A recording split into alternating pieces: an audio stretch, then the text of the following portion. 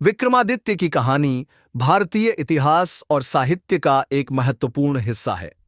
उनकी महिमा और न्यायप्रियता के बारे में कई प्रसिद्ध कथाएं प्रचलित हैं।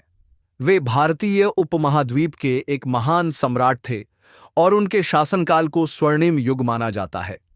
हालांकि उनके बारे में कुछ ऐतिहासिक तथ्यों की पुष्टि नहीं हो पाई, लेकिन उनकी प्रसिद्धि और उनके न्यायप्रियता की कहानियां आज भी लोगों के बीच जीवित हैं। विक्रमादित्य की सबसे प्रसिद्ध कहानी विक्रम और बेताल है, जो उनके साहस, बुद्धिमत्ता और न्यायप्रियता का प्रतीक मानी जाती है। विक्रमादित्य की लंबी कहानी। विक्रमादित्य का जन्म उज्जैन में हुआ था और वे महाकवि कालिदास के समकालीन माने जाते हैं। उन्हें अपने समय के सबसे न्यायप्रिय, वीर और योग्य शासकों में से एक माना जाता था। उनके न्याय का उदाहरण देने के लिए कई कथाएं प्रचलित हैं। विक्रमादित्य का दरबार हमेशा विद्वानों और नीतिज्ञों से भरा रहता था। कहा जाता है कि उनके दरबार में नवरत्न थे, जिनमें कालिदास, भास्कराचार्य, आर्यभट्ट और अन्य प्रमुख विद्वान शामिल थे।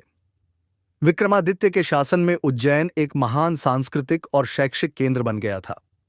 विक्रमादित्य की न्यायप्रियता की एक प्रसिद्ध कथा है, विक्रम और बेताल की कथा। एक दिन विक्रमादित्य को एक अजीब सा कार्य सौंपा गया।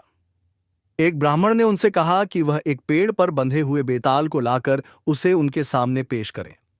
विक्रम ने बिना डर के बेताल को पकड़ा और रास्ते में बेताल ने उन्हें कहानियां सुनानी शुरू कर दी। हर बार जब विक्रम ने बेताल से एक सवाल पूछा, वह उसे जवाब देने के बाद चुप हो जाता, लेकिन हर बार विक्रम ने उसे बोलने से पहले एक शर्त रखी। अगर वह कुछ बोले तो वह फिर से उस बेताल को पकड़े न रखे। बेताल की प्रत्येक कहानी में एक जटिल सवाल होता था और विक्रम को उसे हल करना होता था। विक्रम अपनी सूझबूझ और बुद्धिमत्ता से हर सवाल का सही जवाब देते गए।